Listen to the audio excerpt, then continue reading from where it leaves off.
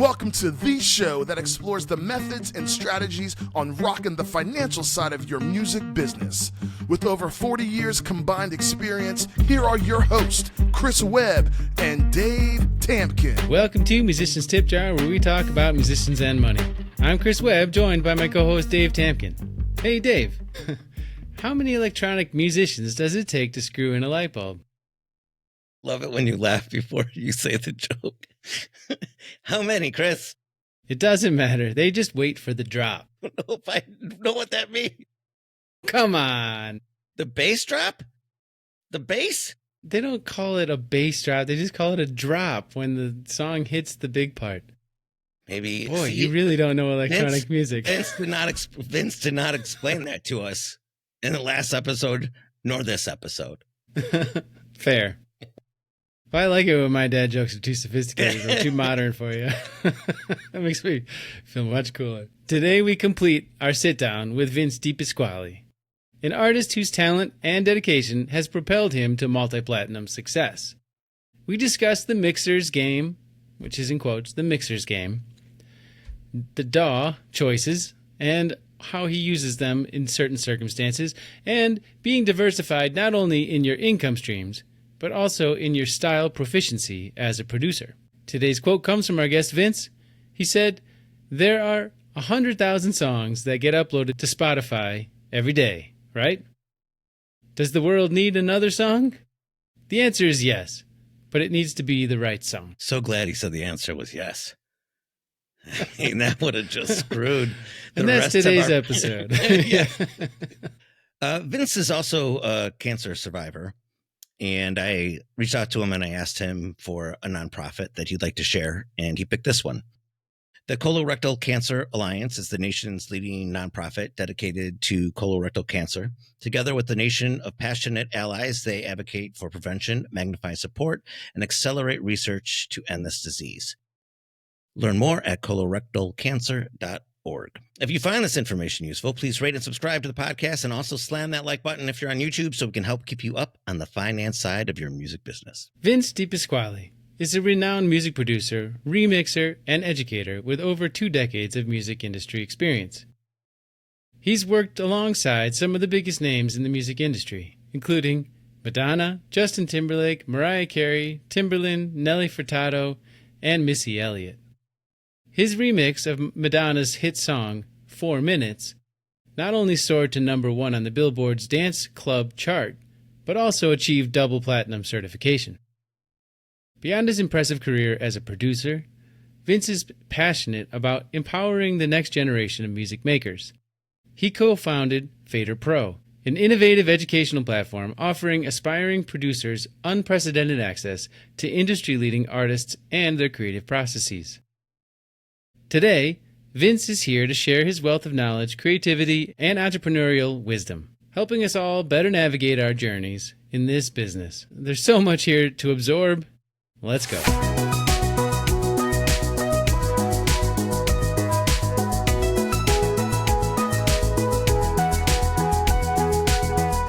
Can you tell us about FaderPro? Absolutely, yeah. So again, I was doing educational events at SAE and with Apple, and every time when I was done, people would come up and say, "Where could I learn more?" And with my own education experience, like I said, I was not a good student, didn't relate well with the kind of traditional way of learning, and I learn experientially. If I watch you do something, if I, play by ear, all the things experientially. So Stephen Lee, who was one half of Lee Cabrera, which was that dance music act that I engineered for many, many years. By this point, he and I were working a lot together. And he came to me one day and he said, I was on a flight home and talking to this business guy, and I was telling him what I do and how we make music basically on computers and it's electronic and all these other things. And I had this idea, like we should, and he knew I was doing all this education stuff. He's like, we should just show people how we do it. And so he and I got together then and hatched this idea, like we're gonna show people how to make music, not by like the Learn Logic Pro, step 1, step 2, this is the fader, this is the pan pot, this is ratio, this is this plugin. We're just gonna bring cameras into the studio and do what we do, showing the creative process. And so that was kind of the genesis of FaderPro was, kind of what I was doing with Apple, where they were interested in showcasing Logic, but with real projects and real producers and how they use it. And so Steven and I hatched this idea to record artists and their creative processes using all this software and all these tools. And so that was about 2010, I'd say. We launched FaderPro and launched with one course, and then just kind of grew the business. And because of our electronic music experience, we do focus on electronic music and teaching aspiring, electronic music producers and DJs how to produce in Logic and Ableton. And so, yeah, we've grown that company. And now we travel around. We have a film crew in the United States. We have a film crew in Europe, and we partner with labels and artists and go into the studios of successful electronic music producers to film their creative process. And that's kind of is that where you were last month doing that when we talked, when you just got back from Europe? No. Well, yeah, actually, partially, yes. I met with the team outside of London. It's actually in Bath, where the FaderPro team is. So I met with them there. My wife actually ran the London Marathon. So we had like this trifecta of reasons to go there. We were in London for her to run the marathon. And then I met the guys in FaderPro. And then I also I engineered a project over there too. So wow. Busy. Whammy. Can you tell us what project that was, or is that on the DL? It's a new project I'm starting. This is the later part of the story, but yeah, I've been working with these guys, writing a whole bunch of new music. I still have this itch to, kind of be in a band. I still feel weird saying that, but, we're writing a whole bunch of new music, and we're going to release it, I hope, in the fall. And, it's all in terms of the name and all these other things, that's still kind of under wraps to launch. But right now, me and some collaborators are very busy writing in the studio, which has just been such an amazing process. And so, long story short, I was engineering one of our songs over there at Peter Gabriel's studio, A Real World, which was like a bucket list kind of a thing for me. I've always wanted to work at that studio. And, my FaderPro team is in Bath. And so it was just fortunate that, I reached out to people at the studio, and they had an open day. And so I booked the room and mixed one of our songs that will be released later this year. So cool. What to hear it. Type of genre would you say band is? It's pop rock alternative, think, like Snow Patrol meets kind of like Bon Iver on certain days meets, Taylor Swift, because there's a collaborator I'm working with. She's a female vocalist. Her name's Teresa Mahoney. She's amazing. And so, the original vision, honestly, for me was like this consortium of musicians where we collaborate. There are the main, myself and a couple other collaborators as the main people, but we also collaborate with other artists and other people and release just a smorgasbord of music, covering edges of genres and kind of, cohesed into one thing. That was kind of always my vision, just a creative consortium of music, basically. That's awesome. I love that. Do you think starting FaderPro and then becoming that educator, even professor at University of Denver, right? That's right. University of Colorado, Denver, right? Yeah, Colorado, Denver. Yeah. Sorry. Very different. Very different. Like 20 minutes away from each other. Very different. Do you now going into creative role again, trying to do something different that you've wanted to do for a while, like you said, band, do you approach that differently because you've done so many videos, because you've taught so many people, and now you have kind of a fresh start at something different than that? You approach it differently?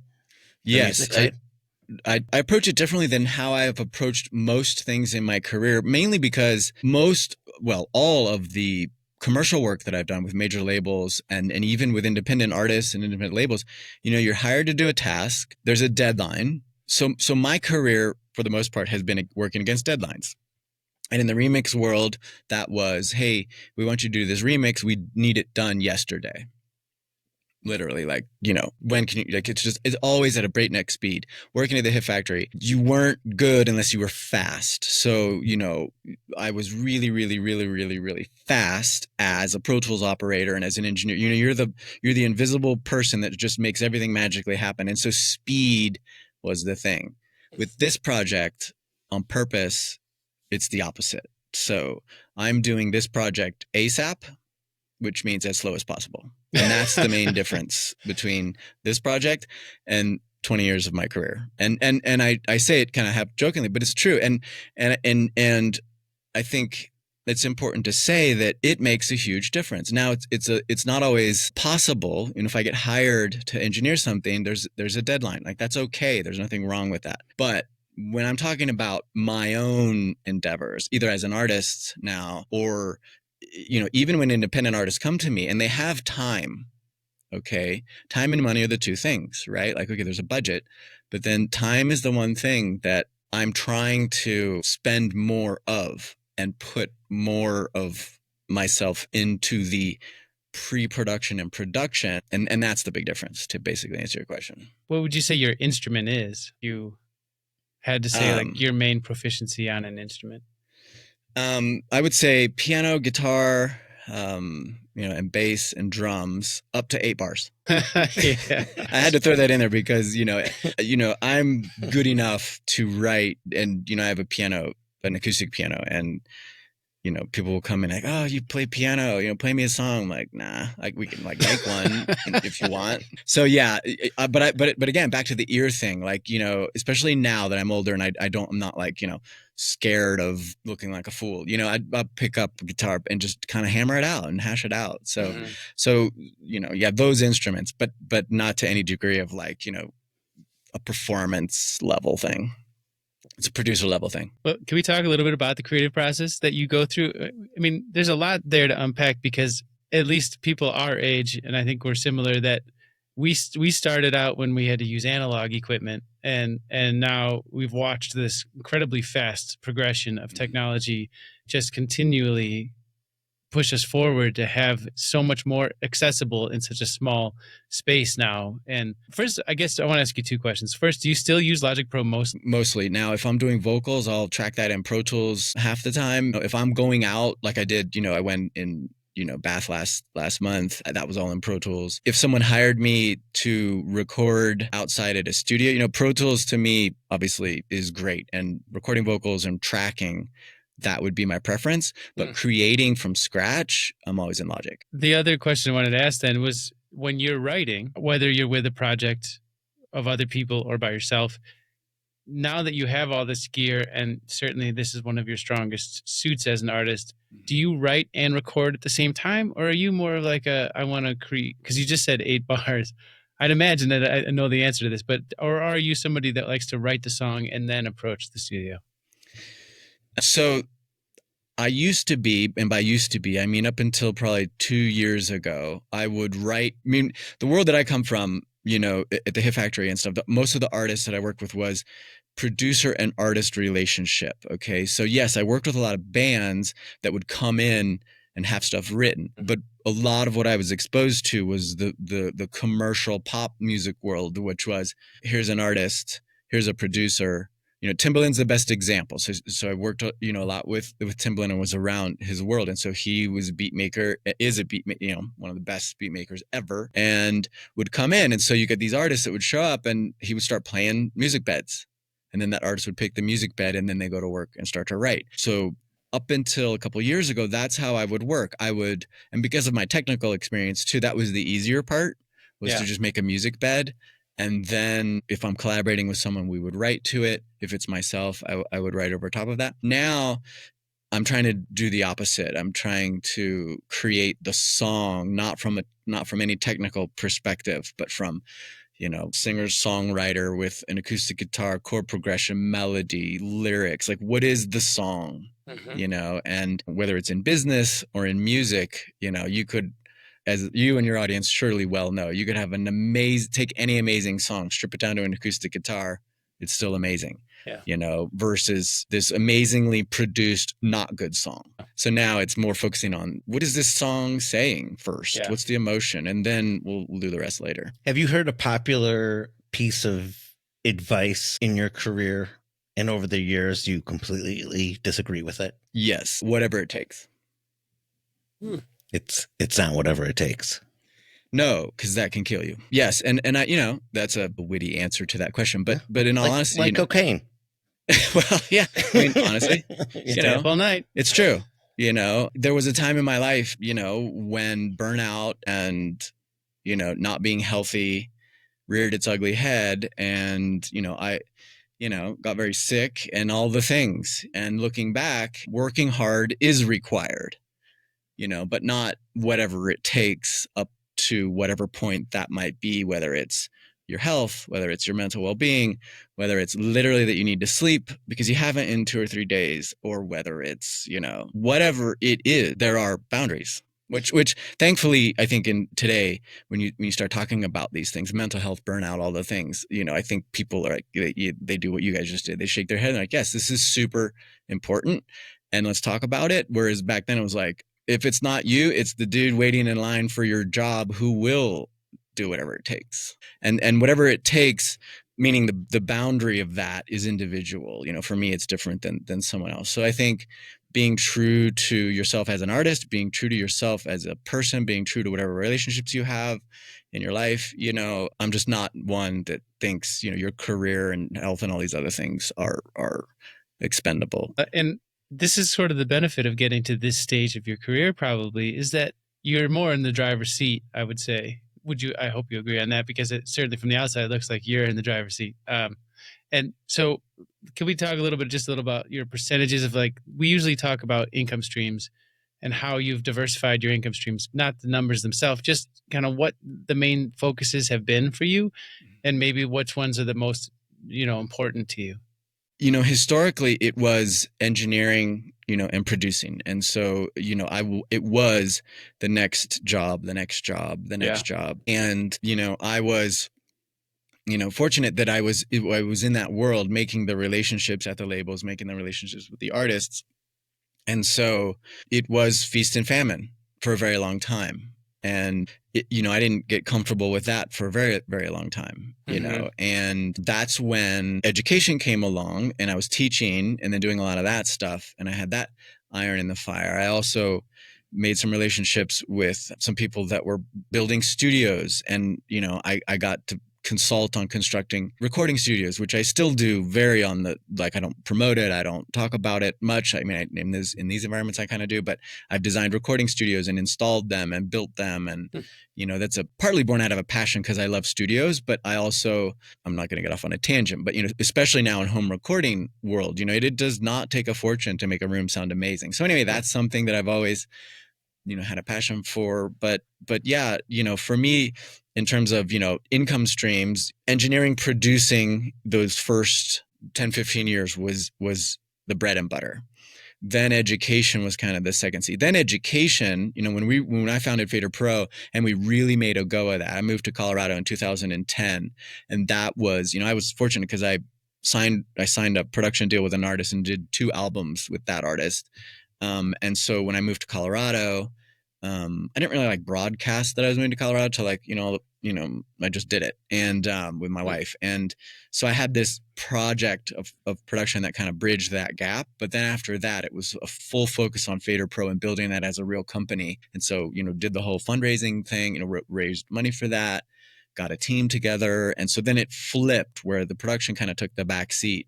And now it was building this company, and I was working at the University of Colorado, in Denver, teaching recording arts, a little bit later, because I missed what I had in Florida, the face-to-face kind of teaching thing. So then teaching was the main bread and butter of what I do. And then, now it kind of waffles back and forth between the two, Would you say royalties have played a part in any of this with all the work that you've done? No, not hugely. Not hugely. Has that been by design or just by the contracts? Yeah, just by the contracts. Most of what I've done is additional production, remixing or additional production engineering, and some of the biggest projects, were not, in a point scenario for me, basically. Yeah. But well, I have a remix question for you, and I think this might be the most important question that has been asked of you this entire interview. Your remix of Madonna's 4 Minutes, incredibly successful. How many minutes did it take you to do it? Let's see. It probably took me 4 days all in, All for 4 minutes. All for 4 minutes. 4 days, 4 minutes. Yeah. I mean, 4 days is actually kind of amazing still. You must seriously work fast. At that time, that was the 24/7 phase of my life. My wife was still in school, and she was living in a different city, so I would commute back and forth, which is a whole other story. But the point is, I was literally doing music sun up to sundown between remixing in my studio and still, still doing the Hit Factory, plus teaching at that time. And so, yeah, it was probably 4 days. And to condense it down, most of that writing was probably one day, and there was live bass on that record. One of my favorite things about that particular remix is the live bass, which, at that time I was desperate to sneak in, anything live, just to bring, obviously to bring a creative flavor to it. But that particular record, the live bass, I was happy made it all the way to the end. So it was probably like a day and a half of all the production, and then, mix it, give yourself 12 to 18 hours to let your ears breathe and come back and make sure you're not crazy and weren't hearing things sideways. And then that was it. It really is amazing. It's amazing how many people you've had the chance to work with. I mean, that must be such an incredible feeling to know that you've been able to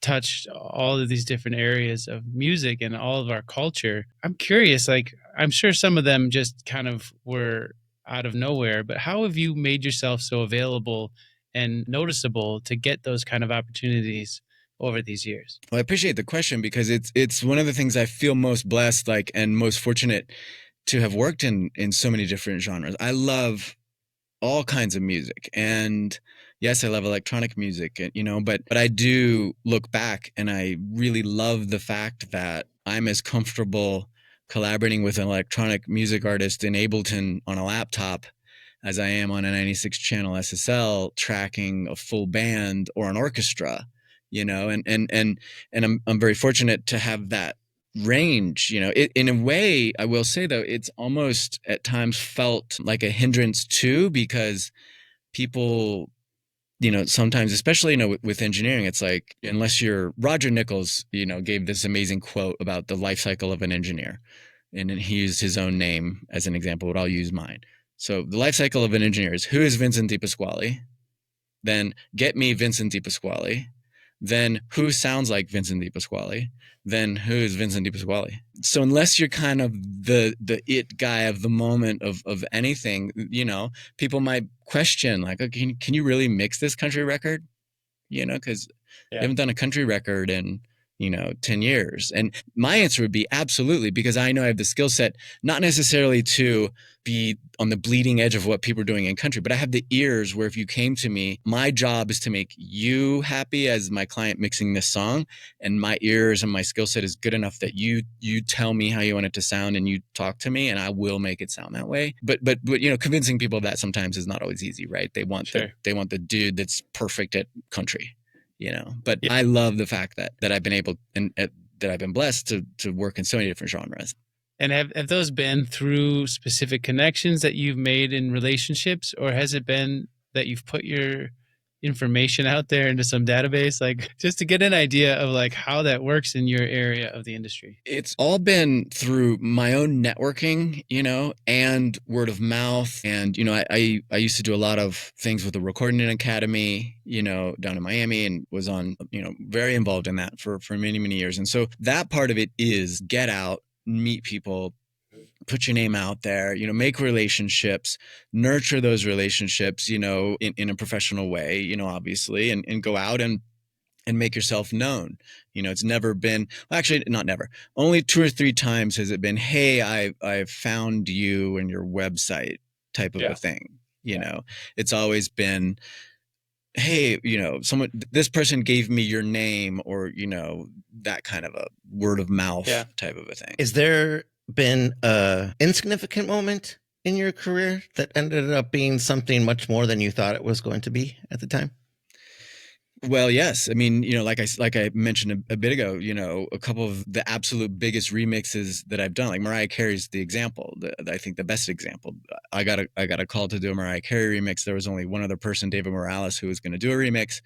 So I was doing productions under the name Sugar Dip at the time with another partner, Ian Sugarman. And so it was us and David Morales. And so the deal was terrible.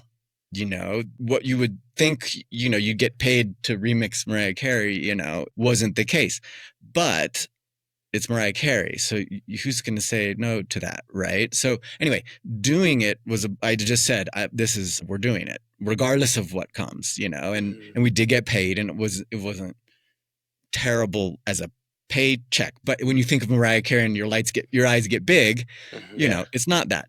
But what came from that insignificant, you know, payoff was that credit that, you know, then, you know, however many other projects came in because, oh, you know, you did the thing for Mariah Carey and it was the thing. So to answer your question, in and of itself, that was insignificant in terms of, you know, what I got paid for that, but it paved the way because it was an amazing project. You know, and I was proud to do it. And we put live saxophone on it. And I was always, you know, putting my little, how can we make this more organic as electronic music? So yeah.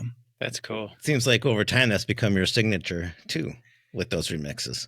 I would like to think so, but it goes back to me always wanting to be that kind of artist, you know, kind of live instrument, live recording. And I love electronic music, and I've made plenty of electronic music that has 0 live instruments, you know, but at that point, you know, and I think pertinent to this conversation, what we all struggle with is how are we going to be different? You know, there's 100,000 songs that get uploaded to Spotify every single day, right?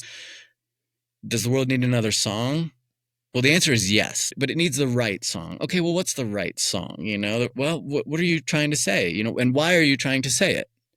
You know, are you trying to say it because that's what Taylor Swift said and you're going that way, you know, judging or throwing anything against people that, you know, whatever? Or, you know, is this what you're really wanting to say? And so really knowing why, you know, you want to do things, I think is important. And at that point, for me, bringing it back, you know, putting live instruments. Yes, I love live music. I always wanted to play live instruments, but I did honestly think like, okay, this is just going to be different because not a ton of people are doing that at that time. A lot of people don't even get the opportunity to put their stamp on that many songs either. So that's pretty awesome. And then too, it's like, okay, do a remix. You have to, you know, and remixing is interesting because the song exists. You're reimagining it, you know, you're recreating it, but there's an A&R and there's an artist. And I was fortunate to work a lot directly with the artist. And so if they thought it was cool, the A&R thought it was cool. You know, a lot of times if it's just the A&R, you get into trouble because what they think is cool, you know, is different than what you think is cool. And that's a whole different can of worms, you know? And so, but yeah, it's trying to find the value in whatever it is that you're doing, whether that's through your own desire to make music or why you're, you know, writing about this particular song, you know, and all those other things about why. Well, that's amazing. What I love about your story so much is that you're constantly just finding ways to use all of these natural gifts that you've worked to make strong and professional.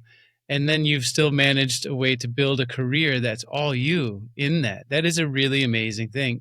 So I'm curious, like, what, as you look forward, like, what are you thinking about heading towards with all of this? What is it that you're focused on in your next couple of years of things? Yeah, I mean, thanks for saying that, by the way. You know, I appreciate that. And, you know, I think what I'm most passionate about now is still teaching, still trying to reach people that are having all the questions that, you know, thankfully you guys are doing this podcast, you know, reaching artists that are trying to make a go of this and make a career of it. And I will always be passionate about doing anything I can to share any of my story or help someone that might be trying to figure that out. Part of these projects, you know, I've got an ambient music project called Soul Escape, you know, that does ambient electronic music and it's chill kind of meditation music. And we just launched it. And then this new project that I told you I'm writing for, that's kind of twofold. First of all, it's because I've always wanted to create music with like-minded individuals and people that I want to work with no timelines, no the deadlines and all that kind of stuff, and really put our stamp on it. But also a part of that too is to help to try to figure out the conundrum of the modern music, you know, release, Spotify, streaming. How do you make it work? You know, it's a really big head scratcher, and we could have a whole other podcast about the equity of what we're paid as creators and the equity of what we're paid at, even as engineers, you know, on the liner notes, where are liner notes nowadays? Well, thankfully, you know, with some political action, you know, credits exist now a little more publicly, but for a long time, you know, most of what I did, you know, I mean, you know, no one knows my name or anything, you know, all these projects. Yeah, sure. You know, like those are big high profile things, but I'm like a liner note that no longer exists on the CD that no longer exists. You know what I mean? And so my passion now to kind of land all this is how do we as a community of music professionals and creatives help either pave the way or kick down the door of making this make a little more logical sense, in the gap between learning your craft, creating your craft, which is hard enough as it is, by the way, but then learning the business side, being the entrepreneur that can do it all yourself. I have a friend who did a song that blew up and went viral, the whole story, and got literally the next day phone called by every major label, and he turned them all down. And this was like 2 years ago, and they're still doing it themselves. I mean, that takes a ton of like strength and courage and fortitude, but he knew in the long run, he'd probably be better off. They've got this platform now. And so these are the things I think that we as a community, and what you guys are doing is great with this podcast, to help figure out, yes, creative, but this is a business. We do need to make an income. We do need to monetize it. These are not bad words. These are not scary words. Going after a certain level of income, going after, sustaining your livelihood to pay the rent. That is real. We need to solve that better, as a creative community. And yeah, that's what I'm passionate about now. Even though it's still incredibly hard, one of the reasons why I actually decided to go for music, which was the thing I loved, is that, after I finished college, and I was doing music as for fun, is what I love to do. But I thought I'd have to get a, real job, and that wasn't, my parents weren't telling me that. This was just like my head, and it wasn't until I saw my friends who were going into the finance industry, who were becoming doctors, who were becoming all the real job things. They were saying to me, it's so hard, the hours, it's cutthroat, the things I got to stay up. And it's like, well, wait a minute. That's all the stuff that the music business is scaring me about. Like, okay, well, I'm going to go for that, because if they're complaining about the hours and the cutthroat and the I might not make it, financial advisors are coming back, all right, here's a book, like, go make it work or you're out. I'm like, well, shoot, might as well go for the music industry. Right.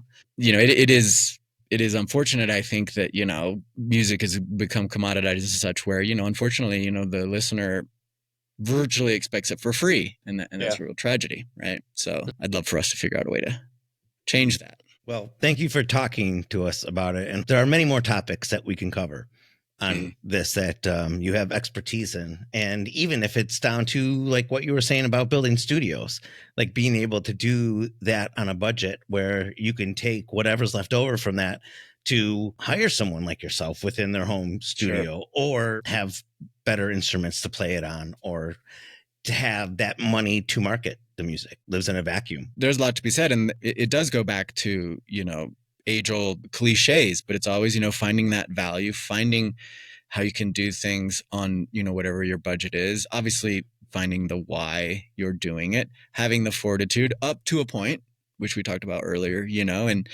and having a lot of irons, in the fire. That's kind of been my kind of story of how I've managed to hang on this long, and get kind of, I guess you could say, to the other side of thankfully being able to do it for so long as I have full time, And yeah, I'll end on the fact that we do, we really do as a music creative community do need to find ways to, figure. And when I say figure it out, I don't mean like, fight the man and all this kind of talk, but it's like, you go watch the latest Transformers movie and you pay $40, like everyone watches that and they know what it took to create that, which is no small feat, $200 million.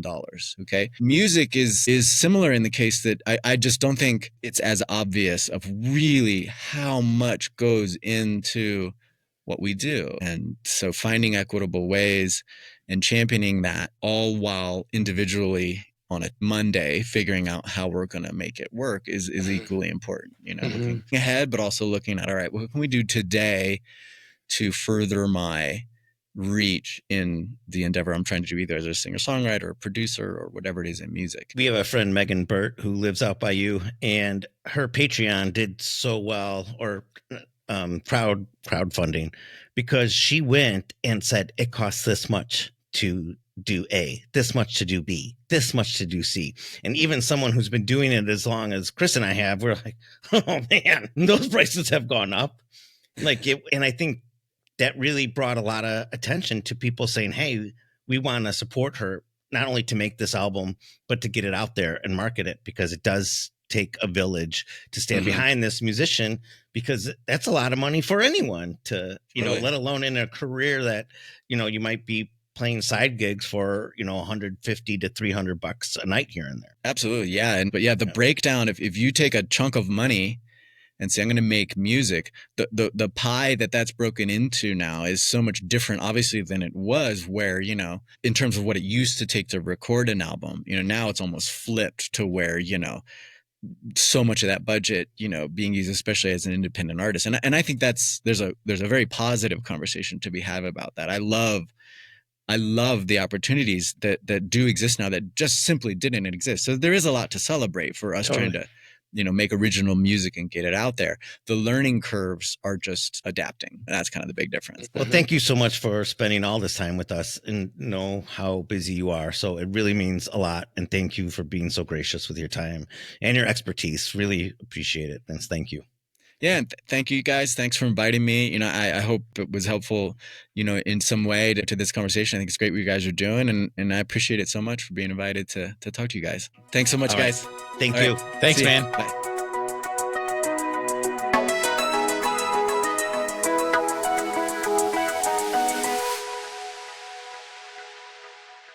Do you know how many minutes Madonna's 4-minute song is? Can't look it up. Don't look it up. Man.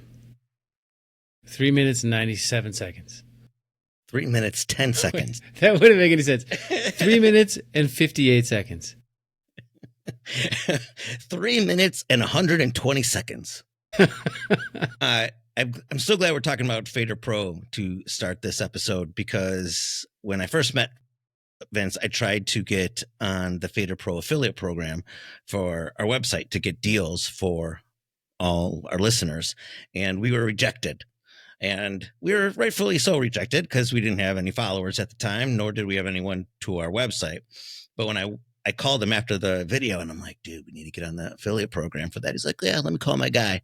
And within minutes, Chris, we were accepted. Yeah. Yeah. Gotta know. Sometimes you gotta know someone. That's true. Yeah, right. He's a good one to know. And good for us, and good for all our listeners. Yes, absolutely. So it's awesome that he started it. And much like how we started this, he wanted to find a solution to help other producers and mixers learn how to do what he did and do it in a different way. And FaderPro has grown so much since it started. And I highly recommend everyone check it out when you have a chance to see all their tutorials.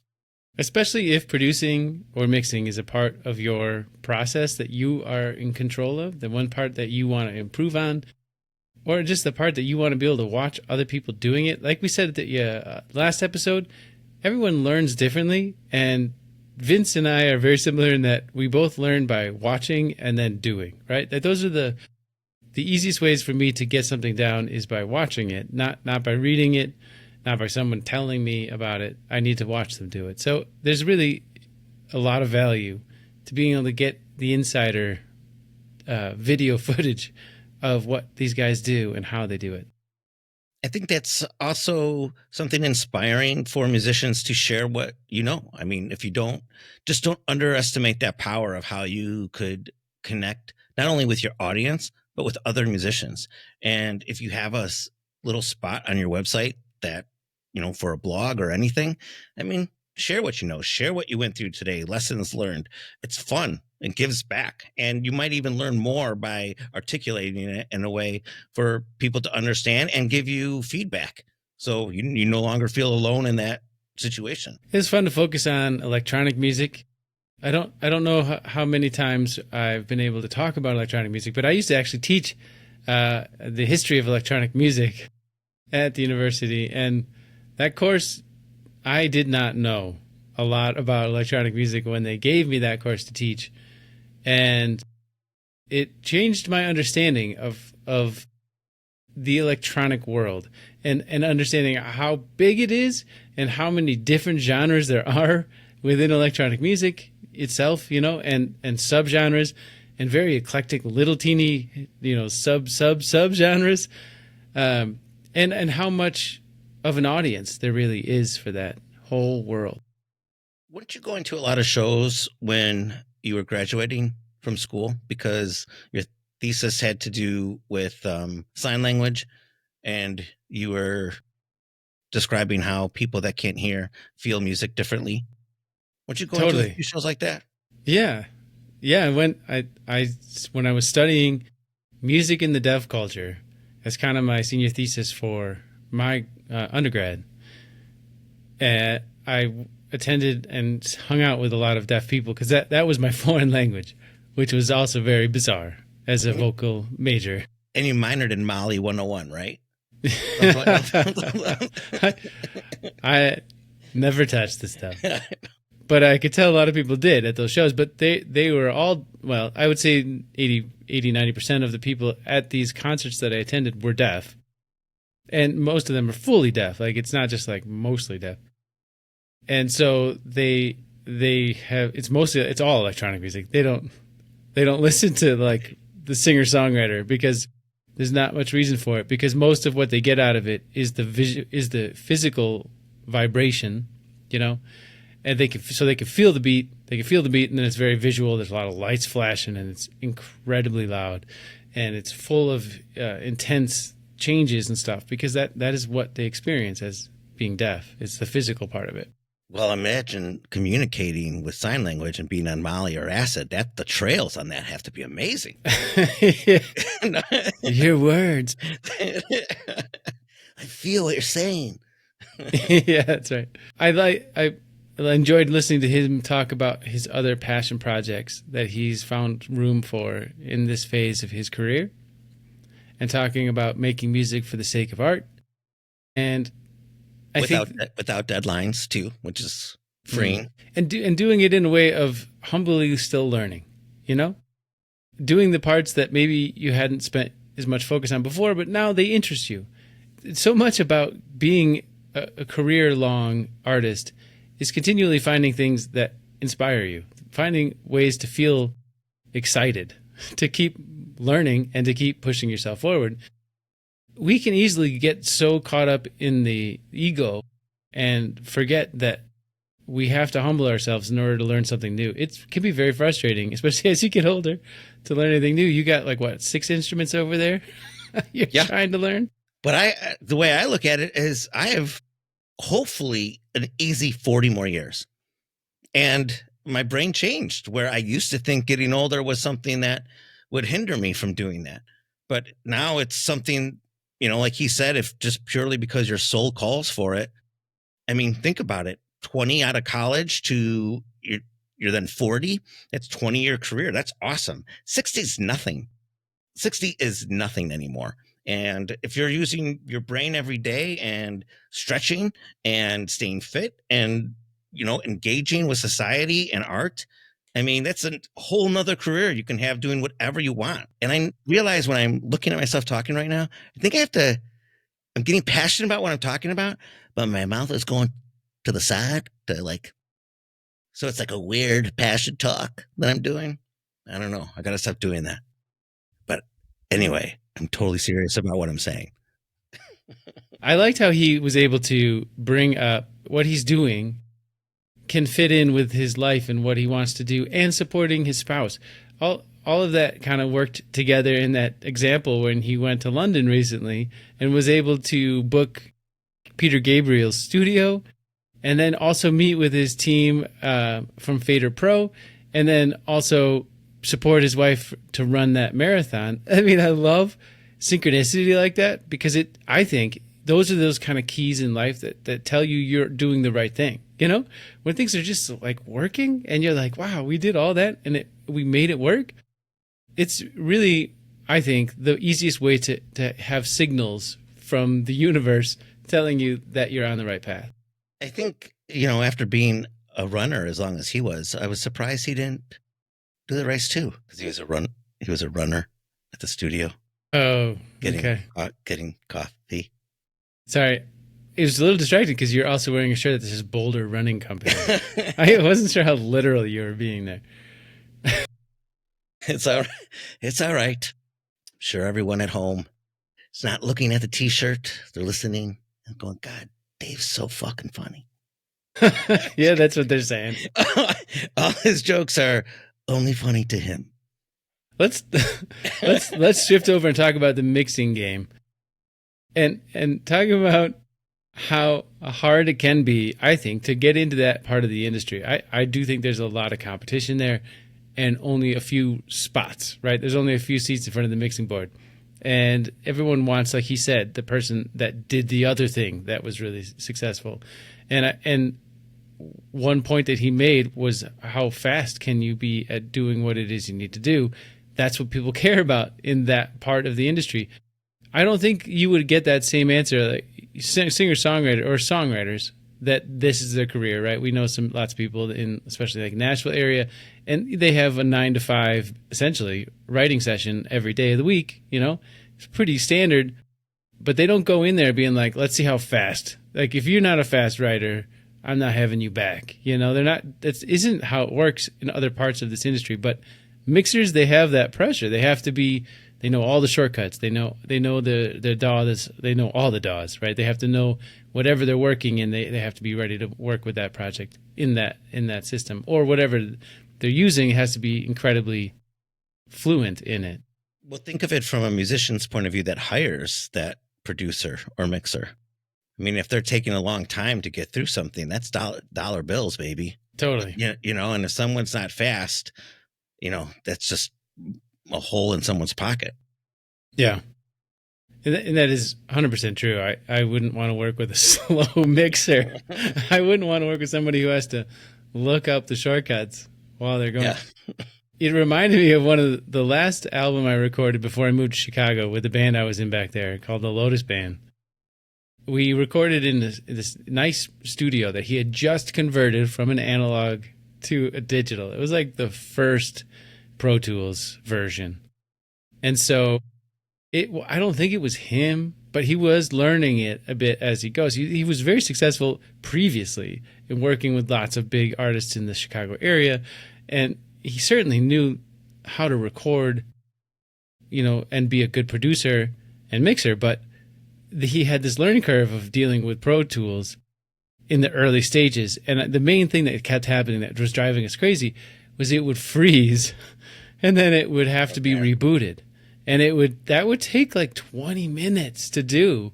And we would be like, we're paying you per hour. This sucks, you know? Yeah. And so that part of it is a factor too. Like, what are we working with here, you know? Sometimes it's not necessarily the best thing to work with brand new things, you know, new technology, because maybe those kinks are still being worked out.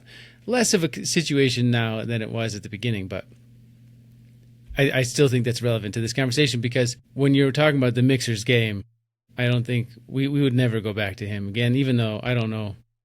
That was 20 some years ago, and I'm sure he's gotten better if he's even in the game anymore. He was already old back then. So who knows what's going on. But it is definitely a factor, and a legitimate one. Which is funny because Vince was deliberately talking about how he flipped his process to slow down and go deeper, which obviously he's talking about the art there. But, you know, that's insight too, to sometimes growth sometimes looks like doing the opposite of what made you successful in the first place. It's not how fast can you get to the finish line. Right. And the creative process is a funky thing, right? Like we sometimes we can write. I watch a lot of Chris Martin videos about him talking about how he wrote songs. And certain songs come out of the strangest places, and he's arguably one of the best songwriters right now in mainstream music. He talks about how sometimes it's like it comes from trying to write a song for a couple hours and basically giving up, almost leaving, and then something got him to stop. Like a person said, oh, wait, come on, we can work for a little bit longer. And then boom, out comes the next big hit, you know, in 10, 20 minutes. It's just a very strange thing, and you can't pressure that end of the industry. You can't speed that and expect those great results. It comes from a messy, organic, and expressive place that is full of weird things. Whereas mixing and that part of things, I think, is much more cut and dry. It's still got plenty of art involved, but the task is much more clear, I think. For both, you do have to show up for, though. And with the songwriting, I think many years, nothing's happening. You know, I'm no new songs are coming out. Well, how many times did I sit down and say, okay, I'm going to dedicate this time, and I learned that way later, that sometimes you just have to show up for it. Yeah. Well, and if Vince hadn't had all the situations, that experience of working with these high profile artists and having that pressure and having to be pushed, he wouldn't be as fast as he is, right? Yeah. He wouldn't be as fluent and incredibly impressive at doing it as he is. Yeah. Right? Despite that pressure, you come out the diamond, right? Or something like that. And he talked about how much pressure anyone could handle. And I was very proud of the question. Like, what's a myth in the music industry that you just do not agree with? And he's like, you don't need to destroy yourself. You don't need to go all in to be successful in music. Burnout is real. And the whatever it takes. Yeah. Right? Yeah. So, I mean, I think sustainability is something that we talk about financially, but he's talking about it is mentally, make sure you're there to have a long career and don't burn yourself out. Make that a part of your artist plan. Totally. Well, I think also, he talked about working with Timberlake and experiencing how other people that are at this level that most of us will never achieve, their workflow. And he didn't necessarily say it like that, but I got from that how he witnessed how other people function at this high level. I think that is really what his education platform does, that gives the gift of letting you see how these people that are at the top function. How do they work? What's their workflow like? What is their energy like?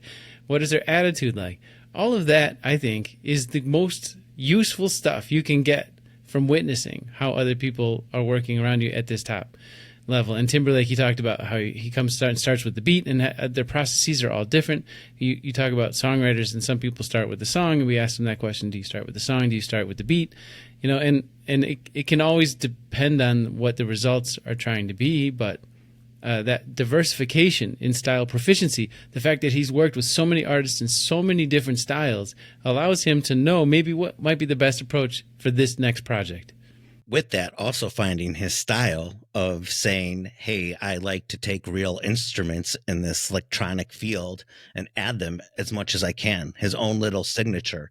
So he was saying, be versatile with different genres, but have your message defined. Market your range without losing your identity, I believe is what he said. Yeah. Yeah. And how about working with Mariah Carey and her stuff? And I love that he was humbly telling us that it wasn't a great paycheck, or at least it wasn't any better than the others, even though it was Mariah Carey. But how much he understood, another one of those moments where he understood that was going to lead to so many opportunities, that the opportunity is where the biggest value was coming. Everybody says this, every interview we ever do, but it always comes back to networking and word of mouth. There was no short answer to how he's had so many incredible opportunities to work with these people that everyone else would die to work with. Except for that, it was networking and it was word of mouth, because he kept showing up being the best at what he was doing, showing his value and being easy to work with. I didn't even think of that as far as liner notes being, that being a concern for a producer or mixer, that before your name lived there on a piece of paper, a physical product, and then for everything to go to digital, how many times would someone even see your name? Unless you're getting an award for it, or again, it would have to be word of mouth to say, I worked with Vince, who was fantastic. You should work with him too. Yeah. I mean, how many people really watch the mixing award section of the Grammys? Anyways, I don't think many. Us, we do, but not the general public. And the same goes with, you can find those liner notes on Spotify. You can find them on your streaming sites. You just got to go look for them. But I do think that some people don't put them on there, and that's really not okay. And it really, I think he's right. It needs to change. It needs to be simplified, and it needs to be standard. Another thing that repeats itself with all of our guests is this reality that this occupation is, as much as it's different, in the path that you have to take and how everyone can find a different path. The reality is the scariness and the hard aspect to it aren't that different than any other great achievement in any other industry or any other goal in life.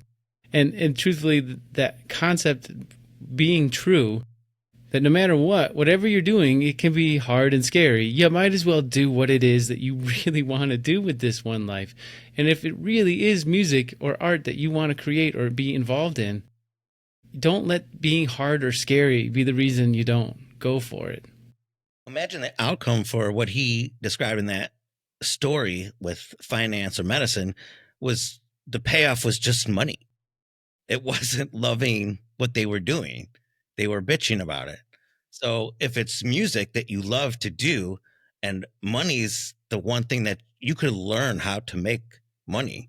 But if you love what you're doing already, that's got to be hard to be in medicine or finance some way and then try to find the love again.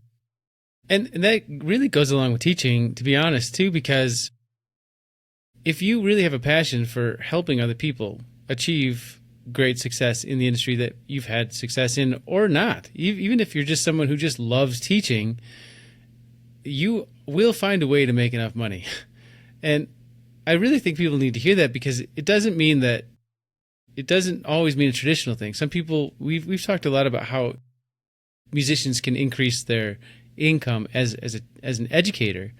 And a lot of times it's being a little more creative about how you're teaching or where you're teaching. But the truth is that if you really have that passion, the money will follow, no matter what.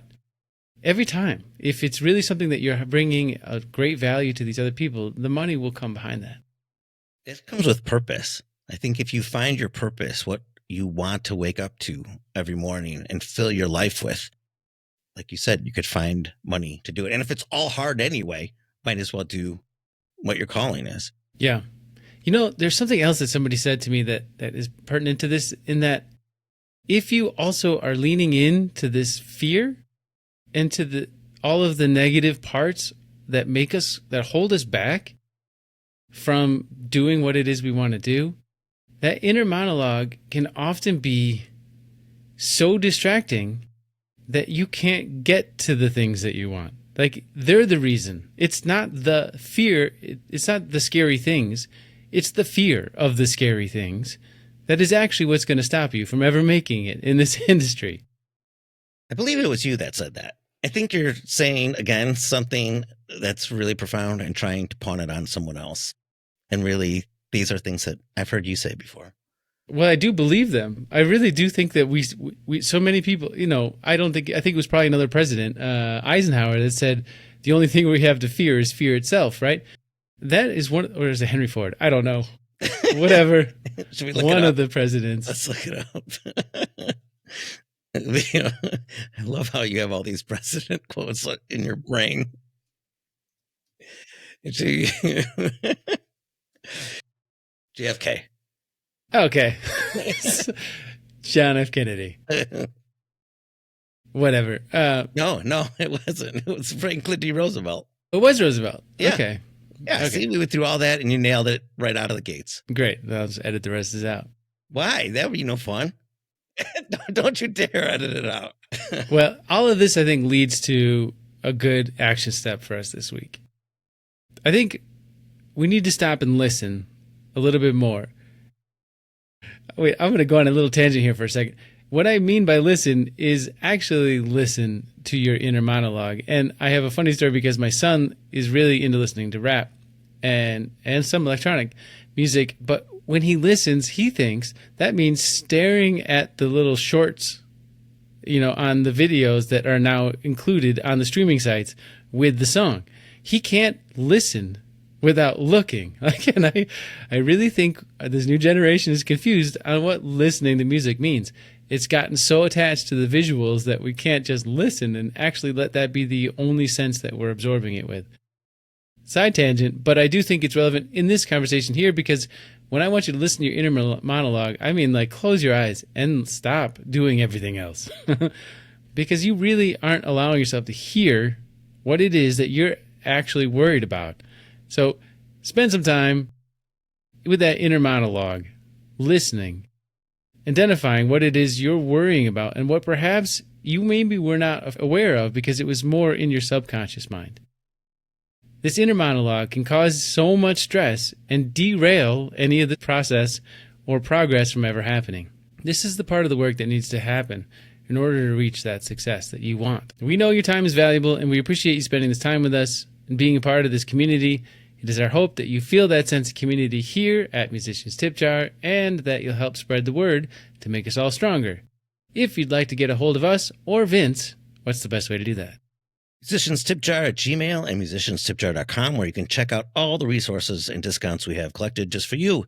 Check out all our episodes now on YouTube. If you find this information useful, please rate and subscribe to the podcast and slam that like button so we can help keep you up on the finance side of your music business. Check out FaderPro.com to find all you need to know about Vince, and we'll put his socials and other websites in the liner notes as well. You're going to put his social security? The liner notes. He's used to being in the liner notes. Doesn't need his name front and center. You have to go search for it. Right. As always, thank you for joining us. And remember, there is already enough for everyone. You just need to know how to get it. Until next time, on behalf of Dave Tamkin and myself, Chris Webb, stay happy, healthy, and wealthy. Listen to that inner voice. Trust your gut.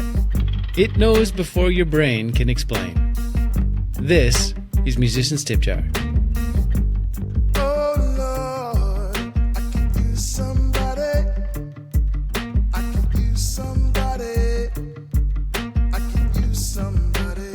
Nothing on this show should be considered specific, personal, or professional advice. Please consult an appropriate tax, legal, business, or financial professional for individualized advice. Individual results are not guaranteed, and all discussed strategies have the potential for profit or loss. The hosts are operating on behalf of Musicians Tip Jar LLC exclusively. Could use a little help here. Could use some help. Could use a little help here.